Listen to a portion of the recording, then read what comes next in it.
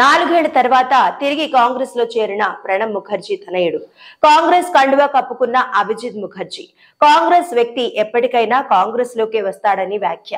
కాంగ్రెస్ పార్టీని వీడడం పొరపాటే అన్న అభిజిత్ ముఖర్జీ.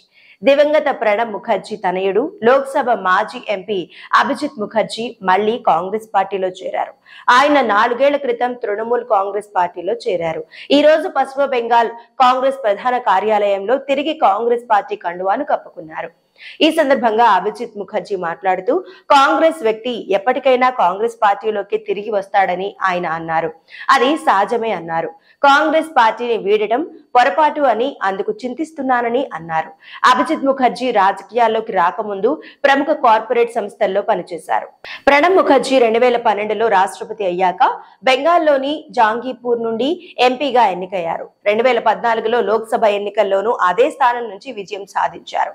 2019లో తృణమూల్ కాంగ్రెస్ అభ్యర్థి చేతిలో ఓడిపోయారు.